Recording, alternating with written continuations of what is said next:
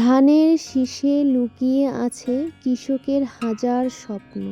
So hi hello everyone, তোমরা সবাই কেমন আছো? আশা করি তোমরা সবাই খুব ভালো আছো, আর আমিও কিন্তু খুব ভালো আছি। আজ হলো বৃহস্পতিবার, আর এই বৃহস্পতিবারে প্রচণ্ড রোদের মধ্যে আমি করছি ধানের কাজ। আর এই ধানের কাজের ভিডিওটা তোমাদের সামনে একটু শেয়ার করে দিতে, চলো দেখতে থাকো। ধান চাষ শুধু একটি কৃষিকাজ নয়, এটি আমাদের জীবন ও সংস্কৃতির সঙ্গে জড়িয়ে আছে। ধান থেকে চাল পাওয়া যায়, আর চালই আমাদের প্রধান খাদ্য। ধান চাষ নিয়ে কিছু কথা বলবো। একটি ধানের শীষে লুকিয়ে থাকে কৃষকের ঘাম, পরিশ্রম আর স্বপ্ন। মাঠে মাঠে সবুজ ধানের ঢেউ শুধু প্রকৃতির সৌন্দর্য বাড়ায় না, দেশের খাদ্য নিরাপত্তাও নিশ্চিত করে। সময় মতো বীজ বপন, সঠিক পরিচর্যা, পরিশ্রমের মাধ্যমে ভালো ফলন পাওয়া যায়। তাই কৃষকেই দেশের প্রকৃত শক্তি, আর ধান চাষ আমাদের অর্থনীতি ও জীবনের একটি গুরুত্বপূর্ণ অংশ। ধানের শীষে লুকিয়ে আছে কৃষকের স্বপ্ন, মাটির ঘ্রাণ আর পরিশ্রমের গল্প। ধান চাষ সবুজ মাঠ মানেই আশার আলো, ধানের হাসি, কৃষকের ঘামে জন্ম নেয় সোনালি ফসল। তো যাই হোক, ওসব কথা বাদ দাও।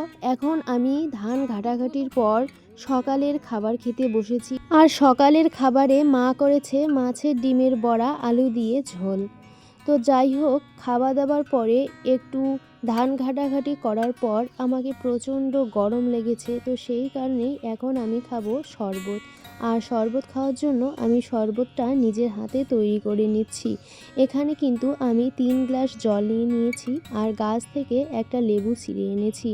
আর এই লেবু রস দিয়ে দেব, তারপরে দিয়ে দেব পরিমাণ মতো নুন আর কয়েক চামচ চিনি। তারপরে চিনির গুঁড়িগুলো যতক্ষণ না পর্যন্ত মিক্স হচ্ছে ততক্ষণ পর্যন্ত ঘাঁটতে থাকবো। ঘাটাঘাটির পর আমি ছাঁকনি দিয়ে ছেঁকে নিচ্ছি, কারণ এতে লেবুর বীজ আর লেবুর আঁশগুলো আটকে যাবে। এখন সবার প্রথমে আমি আগে 1 গ্লাস খেয়ে নিলাম, তারপরে মাকে দিব।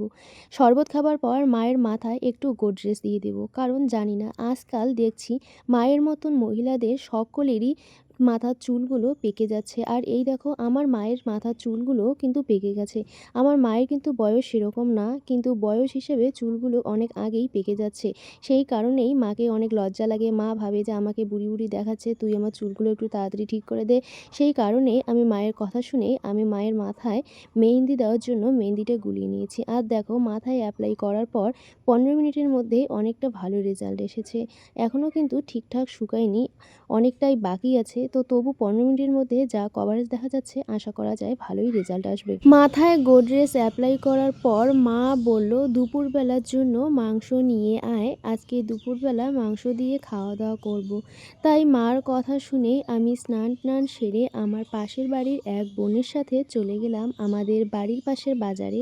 আর ওই বাজারেই আমাদের গ্রামের নামে উচ্চ বিদ্যালয়টি রয়েছে, অর্থাৎ কেশরী বাড়ি উচ্চ বিদ্যালয়। ও সেই বিদ্যালয়ে পড়ে, আর শুনল যে ওর ক্লাসে নাকি বই দিচ্ছে। সেই কারণেই আমরা প্রচণ্ড তাড়ায় চলে যাচ্ছি স্কুলে।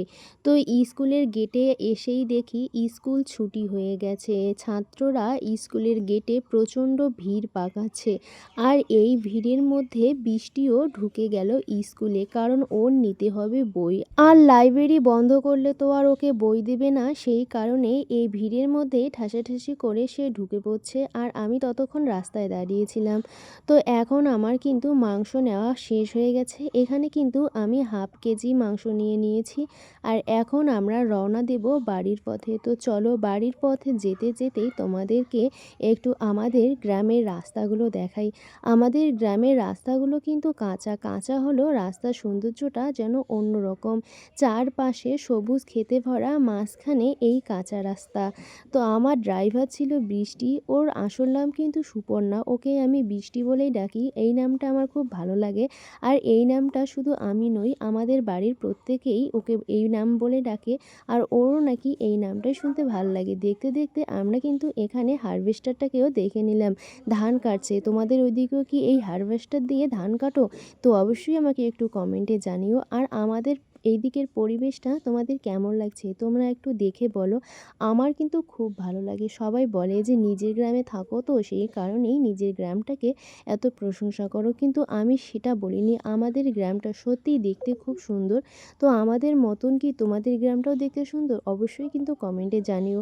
আর এখন কিন্তু আমরা চলে এসেছি আমাদের বাড়ির সামনের এই বটতলায়। আর এই বটতলায় এসে একটু আশ্রয় নেব, কারণ এইদিকে প্রচণ্ড রোদ পড়েছে, তার সাথে কয়েকটা ফটো তুলে নেব। একটা দুঃখের কথা, কথাটা হলো কি, আমি বাজার থেকে মাংস নিয়ে আসলাম, মা রান্না করলো, খাইলাম, কিন্তু ভিডিওটা করতেই ভুলে গেছি। মানে বাজার থেকে বাড়ি আসার পর আমার কাছে আর কোনো প্রুফই নেই, কারণ বাড়ি এসেই মার এত বকা খেয়েছি, সেই কারণে আর মোবাইলে হাতে দিইনি। তো নতুন নতুন কন্টেন্ট ক্রিয়েটার হলে এরকমই হয়, তোমরা যারা যারা ভিডিও করো তারা জানো। আর আমি যেহেতু নতুন নতুন ভিডিও বানাচ্ছি, একটু ভুয়ো মন হয়ে গেছে, যেহেতু আগে থেকে অভ্যাস ছিল না ভিডিও নিয়ে অত কিছু, নতুন করে ভিডিও বানানো শুরু করেছি। তো সেই কারণেই মাঝে মাঝে কিছু মানে ইম্পর্টেন্ট বিষয় স্কিপ করে ফেলি। তো যাই হোক, সেসবে বেশি ধ্যান দিও না, আমার ভুল হয়ে গেছে, সেই কারণে কিন্তু আমি খুব দুঃখিত। আজকের ব্লগটা আমি এখানে শেষ করছি। আর আমার এই ভিডিওটা যদি তোমার ভালো লেগে থাকে তো অবশ্যই একটা লাইক করে দিও। আর তুমি যদি চ্যানেলে নতুন হয়ে থাকো তো চ্যানেলটাকে সাবস্ক্রাইব করে দিও। তো দেখা হচ্ছে পরের ব্লগে। আজকের মানে টাটা, বাই বাই, সবাই ভালো থেকো, সুস্থ থেকো। আর পরের ব্লগটা দেখার জন্য তোমাকে চ্যানেলটাকে সাবস্ক্রাইব করতে হবে, কি বলো? তো এখনও যদি চ্যানেলটাকে সাবস্ক্রাইব করোনি, এক্ষুনি চ্যানেলটাকে সাবস্ক্রাইব করে দাও। তো আর কি, আজকে বাই বাই।